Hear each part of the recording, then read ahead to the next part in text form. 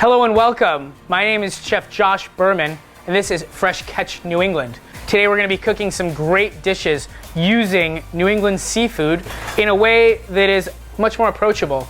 We're going to be doing a cocktail with amaro and sparkling wine. We're going to be doing some fresh focaccia with herbs, olive oil, and sea salt. And then we're going to finish it up with a cioppino. It's a traditional fisherman's stew with tomato and fennel. I've been working mostly in New York City, Rhode Island, New England, developing my skills to do a lot of these dishes that inspire people to use these ingredients. I've spent time cooking in New York City, at Del Posto, as well in Providence, at Gracie's, and now I actually started JB Cuisine post-pandemic, which is my personal chef service. We go into guests' houses and cook for them. I'm excited to bring these dishes that I've spent years working on in professional kitchens and bring them into your home so that you can make them just like we do in the professional kitchen with ease and care and delicious flavors. Thank you.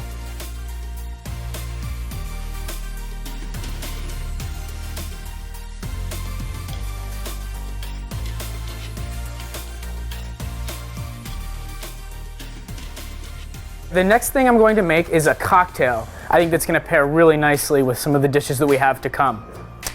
So, whenever you're opening sparkling wine or champagne, you want to be really careful always to hold the top because someone could have shaken it or dropped it or who knows what. So this cocktail is inspired by an Aperol spritz. We are going to be calling it a rhubarb spritz. This is made with a Aperol that is made by Bully Boy, it's coming out of Boston, and they use rhubarb in their recipe, which I think is a really neat thing to do as we're coming into spring and it comes into season. And just, instead of just taking things that are shipped halfway around the world to look in your backyard for some ingredients to make a nice cocktail. So I'll get started. So this is the sparkling wine that I'm going to be using. This is Westport Rivers. This is a Brut sparkling wine made the method champenoise, which is a traditional method where they use yeast to get the bubbles instead of carbonation like Prosecco. Whenever you're opening a bottle, you want to turn the bottle, not the cork, and there you have it. From here, we're just going to put this to the side. Want to make sure we get everything ready. We've got that. We've got our amaro here.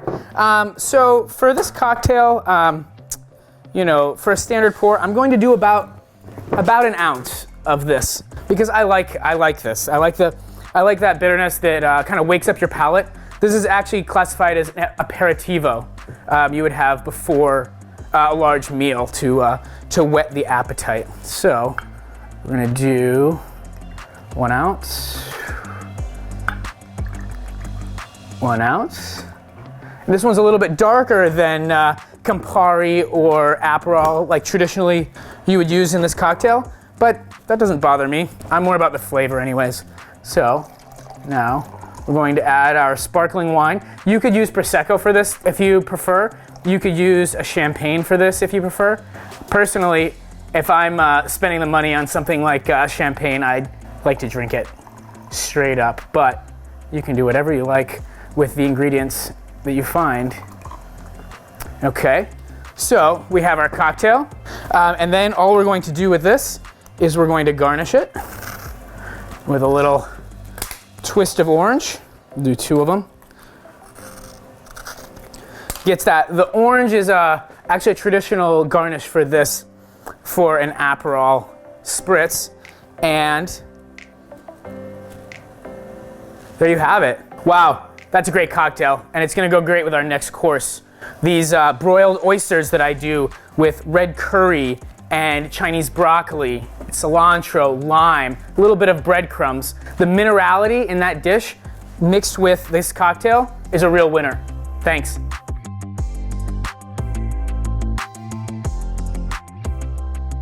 All right, now we're gonna start with this next dish, the oysters. So there's some things that people should know about oysters that not everyone does. When you grab an oyster, it should feel like a rock that's heavy for its size, not hollow or empty. You take two of them, hit them together gently, and it should sound like you're hitting 2 rocks together. It shouldn't sound light or hollow or any kind of echo or anything like that. two really good things to know about oysters. If they're ever dry when you open them, or smell bad, toss them. Not worth it. Not worth it. So let's get started. So when I open oysters, you always want to be very careful. Some people will tell you to wear, a chainmail glove and all of this fancy tools. But honestly, if you're paying attention and you have a nice thick towel, you can do it just fine. So here we go. So you're gonna find this little joint in the back where the shells meet. And then you're going to gently wiggle in with a little bit of pressure. And once you feel like you're in, you're gonna wiggle and then come up and slowly, gently remove that top shell while trying to keep it as straight as possible, because we have this beautiful oyster, what they call liquor in here. And if you can see it, it's very full of liquid and a solid oyster. These oysters are from Walrus and Carpenter. Walrus and Carpenter oysters produced in Rhode Island. Okay, I'm gonna open one more of these, and then you'll see how easy that is. We go right under that joint in the back until we're in gently. You never wanna force, because you're gonna break this shell. It's really just calcium. It's calcium, it's not that strong. So this is a good one. So you wanna see that nice full oyster, full of liquid, big belly, and then we're just going to cut that little abductor muscle right on the edge. Okay. And I also want to just say, we've put this in a oven-safe pan. In this case, cast iron. In this case, a Griswold number 10 cast iron. Some awesome, always good to have quality cookware in your house, but that's for another episode. So we have our oysters in here, and I've put a layer of salt in here. This is kosher salt, and we're just doing that so the oysters don't move around. Like I said, there's that liquor in there, and that is a lot of the oyster flavor that you see in other traditional dishes like oyster stews or oyster chowders or things like that. So for this dish, the broiled oysters, we're going to have a compound butter. A compound butter is really just anything mixed with butter used in your recipe. Sounds fancy, but really, us chefs like to overcomplicate things. So we're gonna take some butter and we're going to put it into our mixer. This is about a half a pound of butter. That looks like a lot of butter, and we won't need all of it for this. But for the purposes of mixing in the mixer, you need to do a little bit extra. And to be honest, it's not that bad to have extra. This would go great on another seafood dish, maybe like Captain's Cut cod or another, really most fresh fishes. I think this would be really lovely with.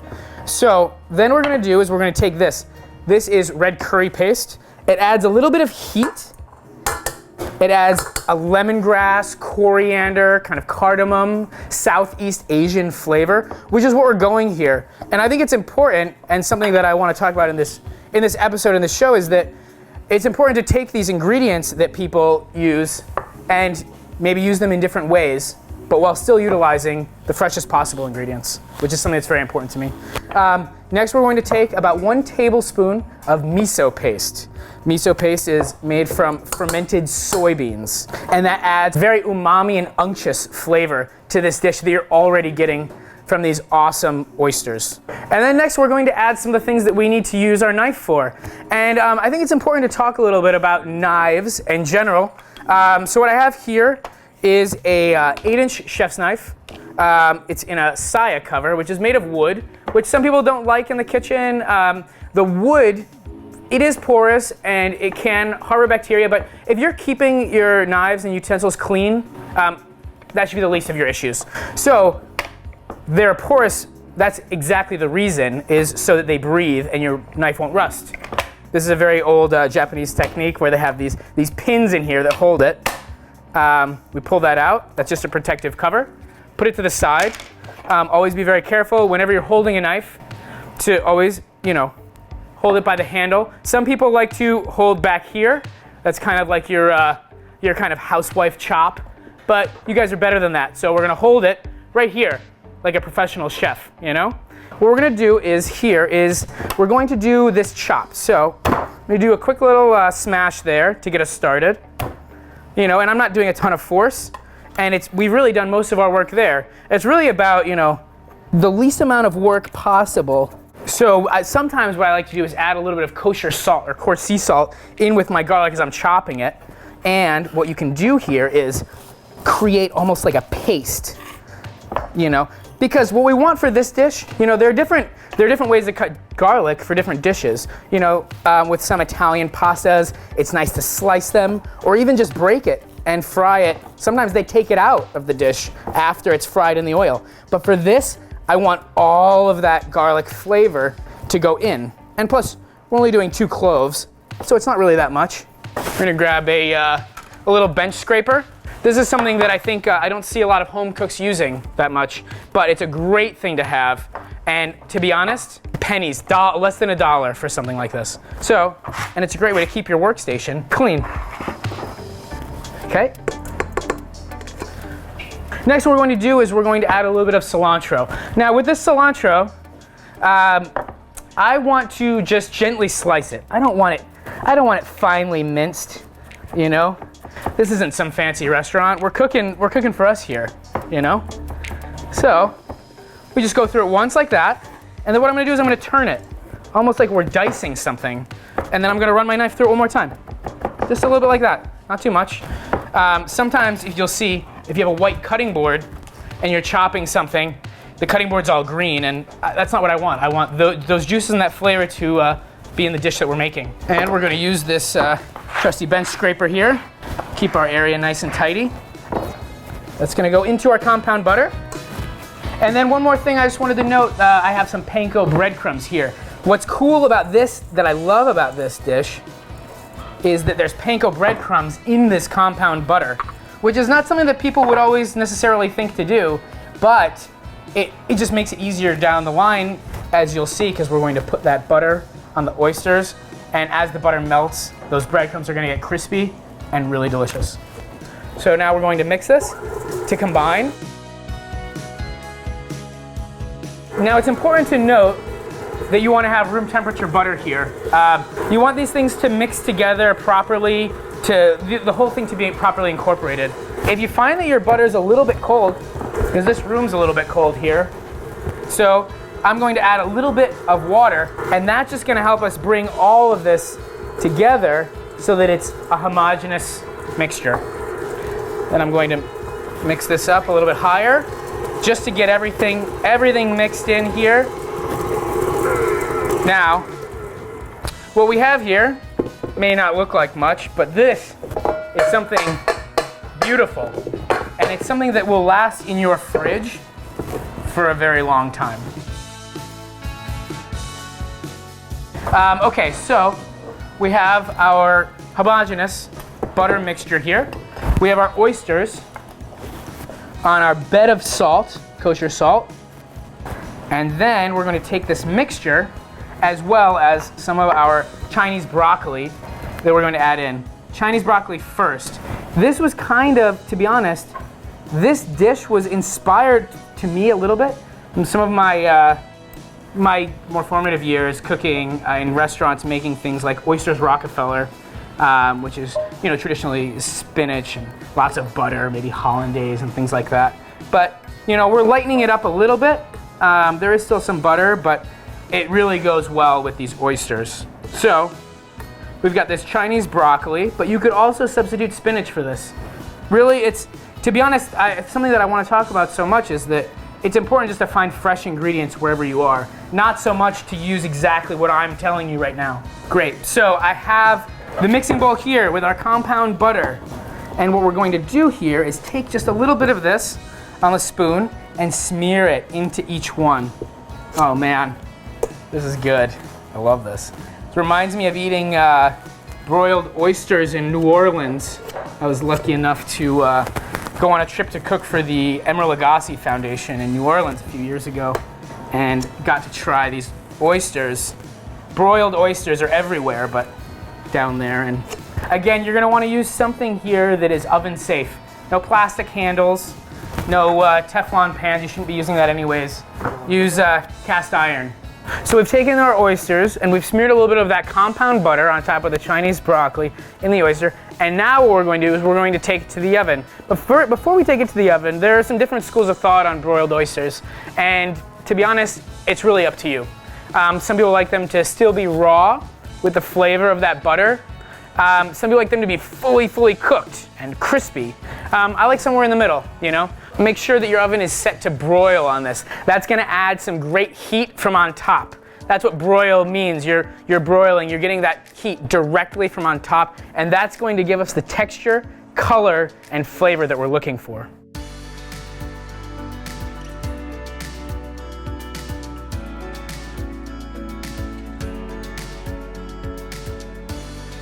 All right, so now we're gonna take these oysters out of the oven.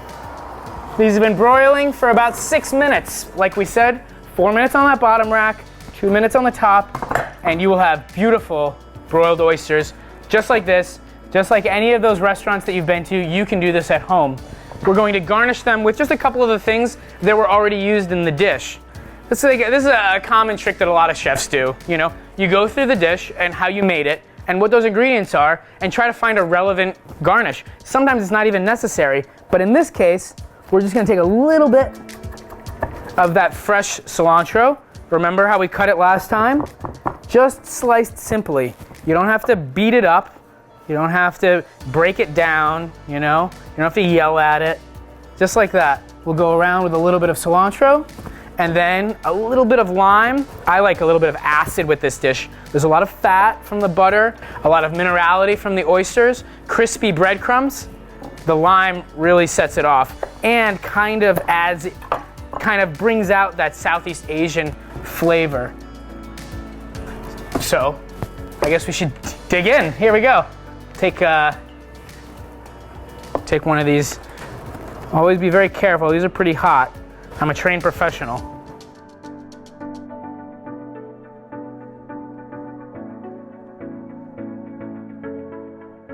The way the garlic and the red curry paste comes together with the crunch of the breadcrumbs and that liquor, like we said, from the natural juice of the oyster, it's a winner in my book.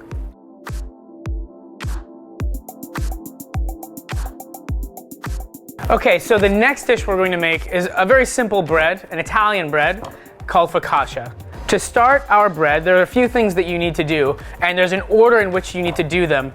Once you understand the principles of bread making, you can do anything, but you have to understand a few things. So first off, we have a little measuring cup here. In here, 1 packet of dry instant yeast. We have 1 teaspoon of granulated sugar, just regular sugar. And to that, we are going to add 2/3 of a cup of warm water. I wouldn't be too worried about it, you know, whatever the temperature in your faucet is, but let's get it warm, you know? It doesn't have to be hot, but it shouldn't be cold, because you'll see if you don't, you're going to have issues later and it's not going to bloom properly. We're basically just waking up this yeast so that it can add some bubbles and structure to our glutinous dough. You know what I'm saying? So, and now I like to do it in this container specifically because if you take a small whisk and you whisk this up, leave it to the side for a second, you're gonna get a really nice frothy texture shortly. While we're waiting for this to kind of bloom, while we're waiting for our yeast to come alive, it's going to set up some bubbles. It's gonna look like the head of a beer, things like that. And for this recipe, our dry ingredients, 1.5 pounds of flour, or 1 pound, 8 ounces. I like to measure by weight because flour could weigh more depending on the humidity that you're dealing with. So from there, we're going to take our flour. We're gonna put this into our mixing bowl. We're going to add the dough hook. This is called a dough hook. Different to the whisk or paddle attachments on your KitchenAid that you got for your wedding that's sitting in that cupboard that nobody uses. Our liquid mixture over here, which is starting to get frothy. It's starting to look almost like the head of a beer. We're going to take some extra virgin olive oil. And this dish calls for a lot of olive oil. So what I like to do, I like to add it right into this mixing cup that we have here, this measuring cup. And we're going to bring it right up to 2 cups from the 1 2/3. Once it hits that, we can stop. And look at that, you've got all your ingredients. No, we didn't even make a mess. You have the bowl right here. So, and again, like I said, we like to have this whisk here. so that we're adding all of the ingredients at the same time or as close as possible. You want to add it slowly so that you don't just get a big clump or a big lumps of dough. You know, we want this to come together gently. You know, it really is kind of an art to bread making. I'm by no means a master of bread making, but again, like I said, once you really understand these principles, basic principles, you can do so many different things. All right, now, once we've added all of these ingredients, our dough is coming together, we're going to add the salt. It's important to add the salt at this stage. If you add it too early, you can kill the yeast. So to this mixture, we're going to add some kosher salt. My fingers are about a teaspoon, so we're gonna go with 2 teaspoons here. There we go. You can bring this up. And we're going to let this mix about 3 to 5 minutes. That's going to create that structure, the gluten. The gluten are those protein strands. As they proof, we call it proofing, as it sits somewhere warm. It's going to rise, the bread's going to rise, and really start to have a life of its own.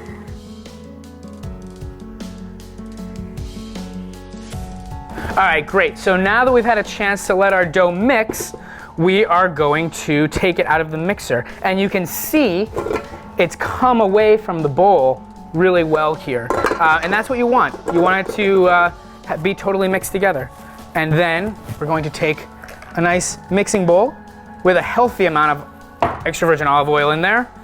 We're going to take our dough right into there. Just a quick little knead to get it together into a ball or a boule, and cover it. We'll cover it with a little bit of plastic wrap to let that proof somewhere warm. You know, we're talking on top of an oven rack, or even on top of your toaster oven with a little roasting rack on top is nice. Something not too hot. We're looking for 70 to 120 degrees for this temperature. So we're gonna leave it on top of our oven over here. But through the magic of TV, Chef Josh already has one that's been proofing and beaten down and proofing. And now we're ready to take it to the next level. So we have some fresh herbs here that we're gonna take, and we're just gonna chop these roughly. We have rosemary and oregano here. All right, that should be just enough. And then what we're going to do, we're going to take our dough, and you can see this has really started to kind of come up and proof and bubble and expand and double in size. So what we're going to do it here is we're going to take our fingers like a good Italian grandmother, and we're going to go right in. You'll see it kind of shrinks a little bit, but it also creates these awesome little pockets, which you'll see the reason for in just a moment. Taking these herbs, give them a rough chop. We already talked about our principles of herb chopping. And we're gonna take those, a little bit of olive oil on here. Don't be shy. This bread loves olive oil. And you see how those little dimples hold the olive oil. It's really important for this next step. We're gonna take a little bit of sea salt. This is actually sea salt that I made last year, but again, that's another episode we can talk about later. So we're gonna take this sea salt, flaky sea salt. We're gonna crush it up right over here. It's important to do the salt before the herbs because we wanna make sure that it sticks to this bread, you know? And then be generous with this, you know? Beautiful. The oven is going to just kind of wake this up. We're gonna put this into a 400-degree oven for about 12 minutes. We're gonna turn it, let it go another 12 minutes, and we'll see how it comes out.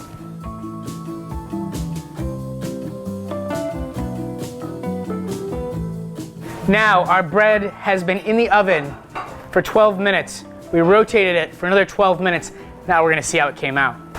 Oh my gosh, beautiful. Just like Nona used to make. So, we have our focaccia here. It's gotten crispy from all of that olive oil. The herbs are still green, but fragrant. The salt, you can see on there, it's absorbed the little bits of moisture that are left and has a really great texture. So, careful, it's very hot. I got these chef hands. And then something that I like to talk about, it's good to have the right knife for each task. So for this particular instance, I'm going to use a serrated knife or an offset bread knife. My favorite knife to use to cut bread. So for something like this, we're gonna cut right in half. Oh man, look at that. Beautiful. Look at those. This is what we call crumb structure. You wanna see lots of little holes like this, bubbles, you know? These are good things to see in your bread. It shows that you've developed some gluten and some structure. So we'll just do a few slices here. And that, you can serve it to your guests just like this, maybe with a little bit of fresh olive oil, a little coarse sea salt, and that's it.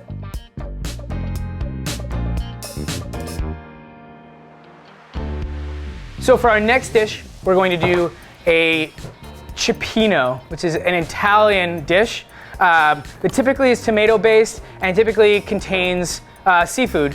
Really depends, whatever you have fresh, whatever's around. For me, that's the most important. For this particular event, I was at the fish market. My fishmongers in Bristol, Rhode Island, Andre's Catch, brought me in this beautiful fluke. This weighs in at about 5 pounds. Fluke is a flatfish. That means it swims on its side, like this. The eyes are on the top. The top is brown to camouflage it, so other predators won't see it. That's why the bottom is white. So, flatfish have 4 fillets, 2 on the top, and then 2 on the bottom, separated by the spine in the middle. A fresh fish should always have clear eyes. Clear eyes. They should look like the eyes of a fish. They should not be cloudy or dry or sunken in. Very important. Clear, full. The fish shouldn't smell. If anything, it smells like the ocean. It should not smell fishy whatsoever. And then thirdly, we're going to be looking inside here at the gills for bright red gills. And then what we're going to do from here is we're going to find that spine, that bone, and they give you a line right down the middle.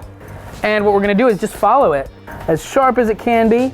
And then we are going to go right down that skin gently, piercing the skin and following that line that nature gave you. Someone should have told those fishies they're so delicious. So what we're doing here is we're really just following that line and those rib bones right down the fish, right down the fillet, until we can pull it away. And you'll see in just a moment how much yield you really get from this fish, which is great because there's some fish that you're gonna see and clean and they have a giant head or they have a huge body and you're paying for all that. So it's something to think about, you know? So we bring it away. We have one fillet. Now we're gonna follow that line that we made. Following right here. You hear that zipping, like a little zipper. That's my knife gently gliding along those bones. We're gonna do the exact same thing on the other side. Going right down, following that bone, that spine right there. And it does have a pretty tough flesh. So you're gonna wanna kind of score it first, and then you come right down along that spine until you hear that zipper, that little zipper. That's a good thing because that means that we're cutting it as close as possible so that we're not wasting anything. You know, it's important, it's so important, you know, to utilize all of this fish, and we're going to, as I'll show you in just a moment, we're going to take the fillets off, we're going to clean them, but what you can also do at this point is take that body, that spine, the head, some of the scrap pieces of meat, and make yourselves a little stock, a little fish fumet, if you will. You know, something that's flavorful and a way that you can utilize something instead of throwing it away. And again, like I said, don't be afraid to get in there, make a little bit of mess, you know? But one thing you do want to be very careful of, and as you can see, I'm cutting very closely to this belly over here. And inside the belly is the gallbladder. And the gallbladder is something that you do not want to puncture. We're going to want to stay away from that because that can add some astringent flavors to the flesh of this fish. So we're going to put this aside. We're going to take our fillets and we're going to run our finger right around the edges because there are these pieces, this flesh, right along the edge that is edible, but it's not my favorite. And it's really that meat that follows those tiny pin bones. So we don't want any of that to be in this dish. So it's important that we clean it up. So now what we're going to do is we're going to take the skin off of this fluke. Now this is something you want to be pretty gentle about, but what you can do is you take that tail piece and you're going to make a little slit to give yourself a handle. You're leaving the skin still attached. Now we're going here and you're just going to gently pull. I'm barely moving the blade here. I'm really just wiggling this skin here, and that's going to give you nice, clean fillets. We're going to do that to all of them.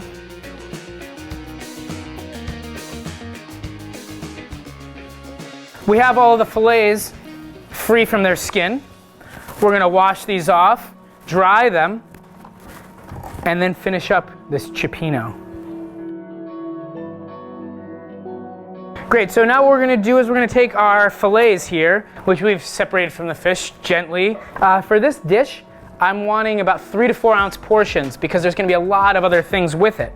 We're going to go through like that. And for this particular dish, that's going to be what we're going to use.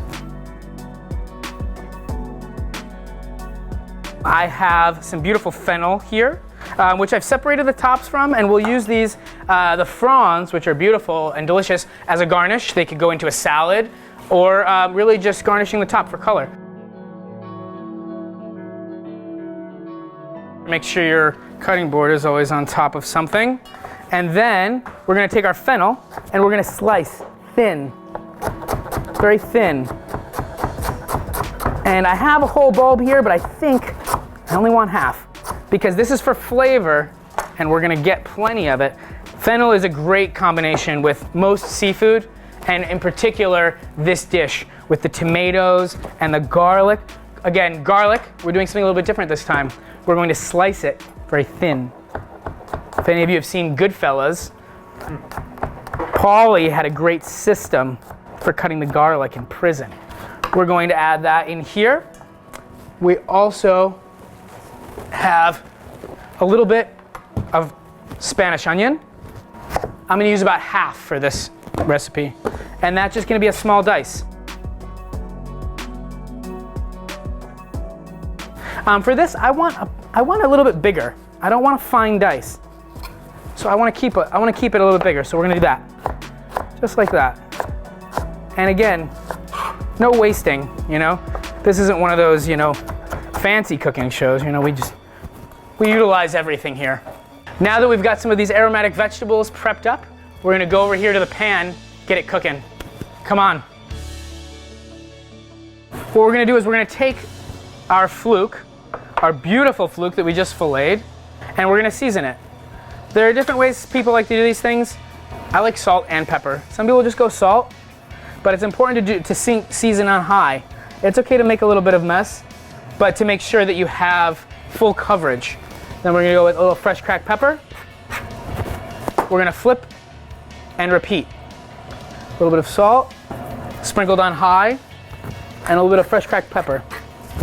We have a hot pan. This is a French black steel pan, great for holding heat and a workhorse. You can use this for everything, especially searing fish and meats. So we're gonna add a little bit of oil here.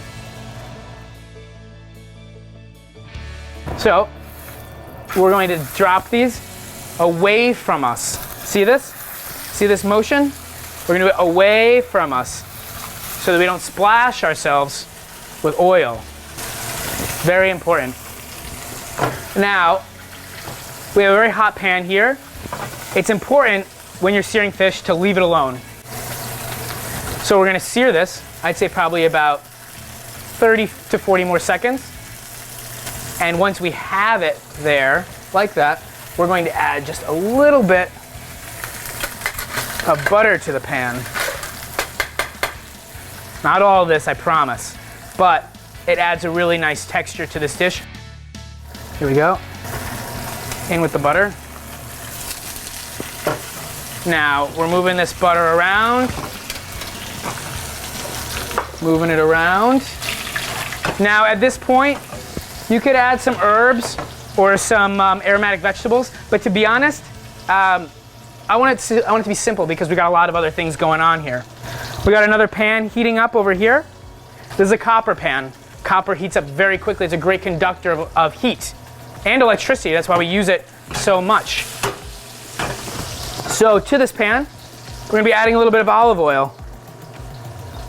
To the olive oil, we're going to be adding our aromatic vegetables here. We have our onion, garlic, fennel. Beautiful sizzle. Okay. We can add a little bit of this butter here as well to get it kind of going. Now we're starting to get some browning here. We're going to take a nice spatula. I like to use an offset flat spatula. And we're just going to flip these. There we go. Look at that. Look at that beautiful, beautiful brown color. And to be honest, we have this foaming butter going around the fish. I don't even think we're gonna have to put this in the oven. So we'll let this sit right back here. Sear a little bit on the other side, but mostly we want it cooked on one side to get that crisp flavor and texture. Now, we have this cooking. We're gonna just shut it off. We're just gonna shut it off and let it sit there. Let it sing in that beautiful brown butter in the cast iron pan. Moving back to our vegetables here.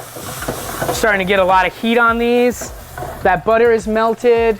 The olive oil is fragrant. I can smell everything starting to come together.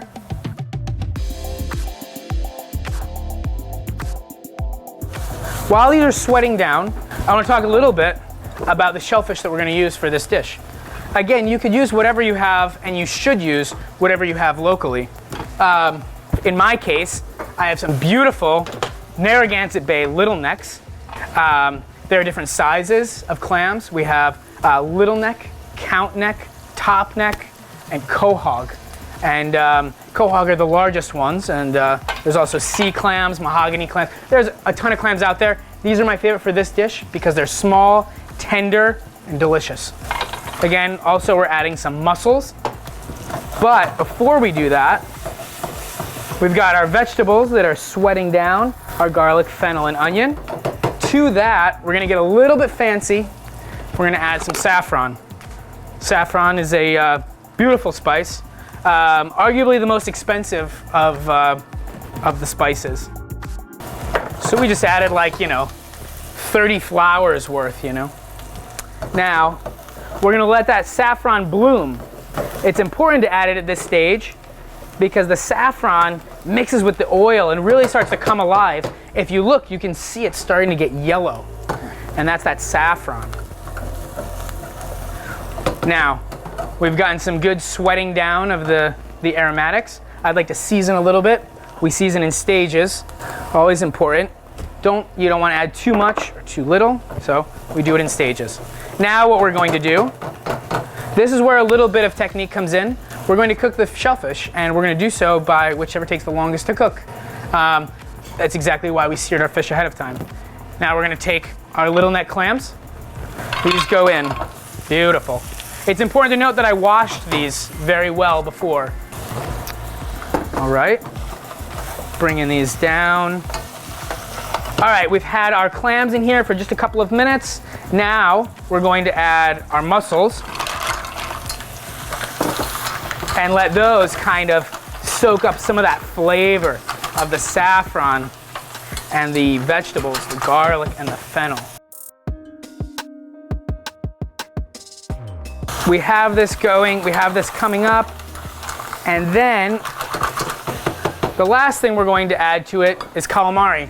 This is some calamari from Point Judith in Rhode Island. Beautiful, beautiful calamari from the United States that we get that I think is kind of an underutilized thing, and it's delicious in this particular instance, but we always want to add it last because it cooks so fast. All right, so we're going to add those. tentacles and tubes, as they call it. To that, we're going to add a little bit of lobster stock that I also made with the bones from our fluke. So that seasons the whole dish. We're wasting nothing. Okay? So we've added all of our beautiful ingredients to this pot. I'm going to season with a little bit of salt. So now we have all of our shellfish in the pan. We're going to take some beautiful cherry tomatoes that I preserved last summer in olive oil, garlic, and a little bit of rosemary. We're going to add those right in, and that's going to give us a beautiful tomato flavor and texture. We're going to take this, I'm going to cover it, let it go. Leave it alone for, I'd say, 3 to 4 minutes, depending on how much you're making. All right, so now we're gonna put this dish together. We've got everything cooked. We've got our beautiful shellfish that came together with those aromatics, the saffron. I can smell it, this room, that yellow hue coming to us from the saffron and those cherry tomatoes. So what we're gonna do is take a nice large slotted spoon, that's what I've done here, so you can grab some of this stuff. And also it's important to remember, if you've got some clams that haven't opened and everything else is open, that clam might be dead. So leave it alone, don't eat it. So we've got all of these beautiful things. We're gonna put this to the side, grab our fish, which we're gonna tuck in. We're gonna tuck it into bed here in a beautiful way. Just along the edges, you know, just kind of, people can get one as they go, you know. This is for a few people to share. This beautiful broth, and go right over the top, just over the top. You know, you don't have to go crazy with this broth, just enough so that it dresses the dish. All right, from here, we're gonna take a little bit of our fennel fronds. Again, we're garnishing with dishes that were a part of the dish, so it makes sense. And then we have some fried breadcrumbs. These are breadcrumbs that I've fried in olive oil and oregano. We're gonna sprinkle this right over the top. Sprinkle it right over the top, gives you a little crispiness in there. Beautiful, and a little bit of olive oil to finish. And that's it.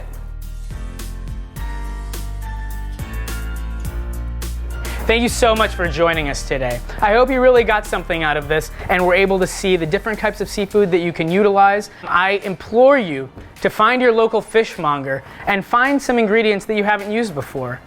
Thank you so much. This is Fresh Catch New England. I'm Berman. Have a great day.